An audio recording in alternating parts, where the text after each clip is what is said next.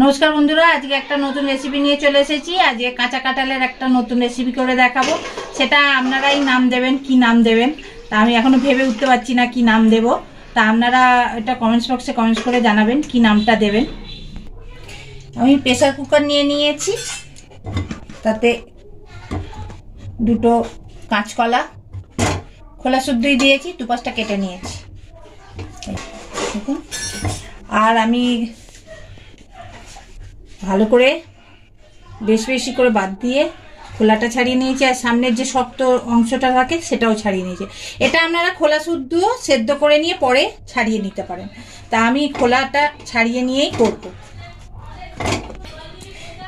কিছুটা তেল দিয়ে দেব, আর 1 চামচের মতন লবণ দিলাম, জল দিয়ে দেব।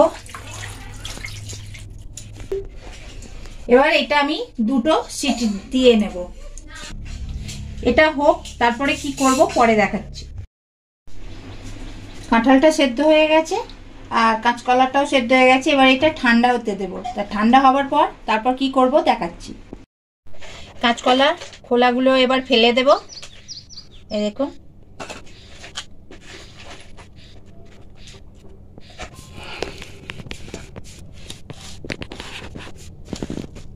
ছোট ছোট যে বীজগুলো হয়ে গেছে কাঁঠালে সেগুলো ফেলে দেব।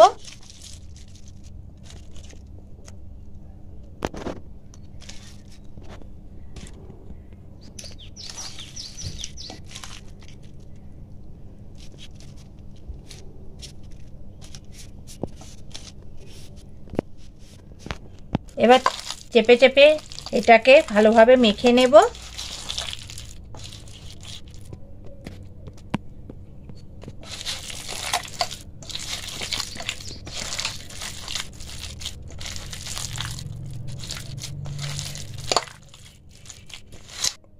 আমি পেঁয়াজ কুচিয়ে রেখেছি,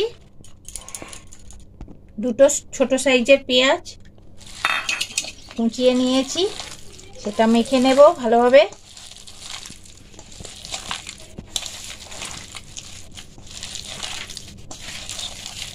মধ্যে হলুদ গুঁড়ো ছোট চামচের 1 চামচ, লঙ্কা গুঁড়ো ছোট চামচের 1/2 চামচ, জিরে গুঁড়ো ছোট চামচের 1 চামচ, ধনে গুঁড়ো ছোট চামচের 1 চামচ। আর নুন তো দিয়ে আমি সেদ্ধ করেছি, তাই জন্য অল্প নুন দেব। আর গরম মশলার গুঁড়ো ছোট চামচের 1/2 চামচ, আর সামান্য একটু চিনি। মশলাগুলো দিয়ে দেব, দিয়ে ভালোভাবে মেখে নেব।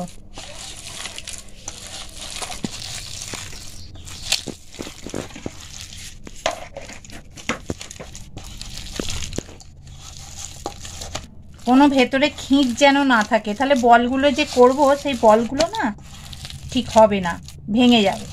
তাই জন্য ভালোভাবে একটু চটকে নিতে হবে।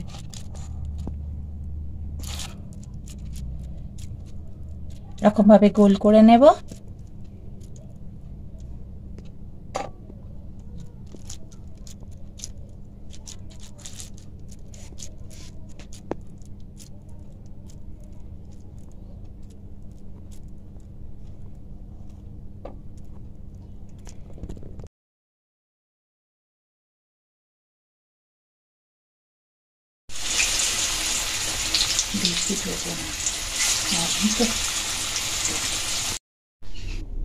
এবার বলগুলো ভেজে নেব।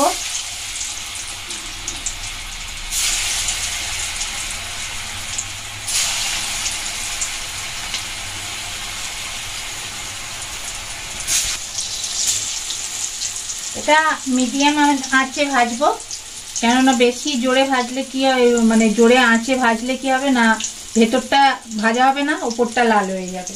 এটা মিডিয়াম আঁচে ভাজা হবে। এক পিঠটা ভাজা হয়ে গেছে, এই জন্য উল্টে দিচ্ছি। এরকম ঘুরিয়ে ঘুরিয়ে 4-5টা ভেজে নেব। ভাজা হয়ে গেছে, এবার তুলে নেব। এরকম ভাবে ঘুরিয়ে ঘুরিয়ে লাল লাল করে ভেজে নিতে হবে 4-5টা। বাদ বাকিগুলো এরকম ভাবেই ভেজে নেব।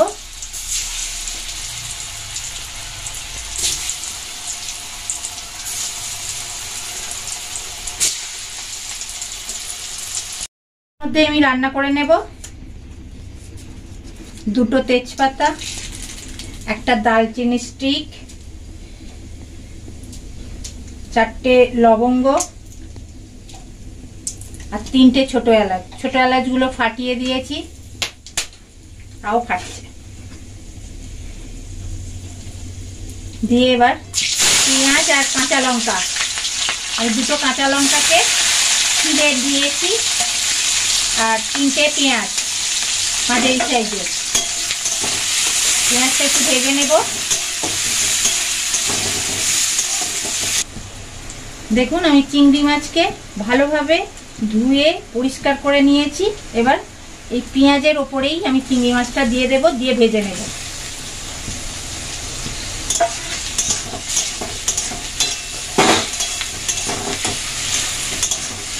এবার আমি আদা হাফ ইঞ্চি, রসুন 10 কোয়া আর আধখানা টমেটো দিয়ে পেস্ট করে নিয়েছিলাম, সেটা দিয়ে দেব।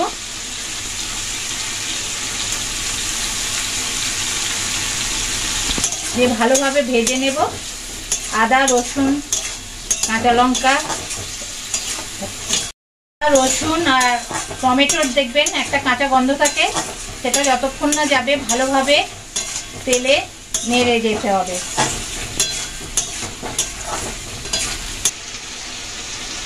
এবার আমি মশলা দিয়ে দেব। হলুদ গুঁড়ো ছোট চামচের 1 চামচ, জিরে গুঁড়ো ছোট চামচের 1.5 চামচ, ধনে গুঁড়ো ছোট চামচের 1.5 চামচ, স্বাদ অনুযায়ী লবণ, চিনি ছোট চামচের 1 চামচ, শুকনো লঙ্কার গুঁড়ো ছোট চামচের 1 চামচ, কাশ্মীরি লঙ্কার গুঁড়ো বড় চামচের 1 চামচ আর গরম মশলার গুঁড়ো হচ্ছে ছোট চামচের হাফ চামচ। দিয়ে এই মশলাগুলো দিয়ে দেব, দিয়ে ভালোভাবে কষিয়ে নেব। একটু জল দিয়ে দেব, দিয়ে ভালোভাবে কষিয়ে নেব। যতক্ষণ না মশলা থেকে একটা কাঁচা গন্ধ যাচ্ছে আর যতক্ষণ না মশলা থেকে তেলটা ছাড়ছে ততক্ষণ ভালোভাবে এটা কষিয়ে যেতে হবে। আর জানবেন মশলা যত ভালো কষানো হবে রান্নার তত টেস্ট হবে। মশলা যদি কষানো না ভালো হয় দেখবেন রান্নাটাও ভালো হয় না। তাতে মশলাটা কষাতে হবে। আর এটা ভালোভাবে নেড়ে যাবেন যেন না তলায় ধরে যায়। বলগুলো দিয়ে দেব।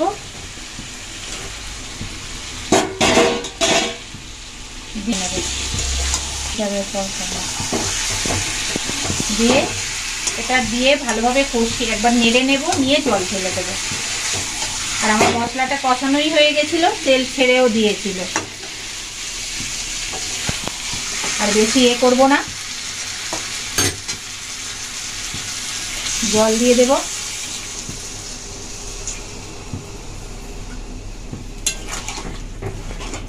গামাখা হয়ে আসবে তখনই নামিয়ে নেব। আমার হয়ে গেছে কাঁঠালের বল একটা তৈরি করেছি, কাঁচা কাঁঠালের। এরকম ভাবেই রান্না করে খাবেন, খুব ভালো লাগবে। চিংড়ি মাছ দিয়ে আর এরকম ভাবে তৈরি করলে দারুণ, 1 থালা ভাত একদম খাওয়া হয়ে যাবে। তো হয়ে গেছে আমার। এর থেকে বেশি ফোটাবো না, কেননা বেশি ফোটালে আবার ভেঙে যাবার ভয় আছে। এরকম ভাবেই বাড়িতে আপনারা করে খাবেন, খুব ভালো লাগবে। আর আমার চ্যানেলটা বেশি করে দেখবেন, সাবস্ক্রাইব করবেন, শেয়ার করবেন, লাইক করবেন।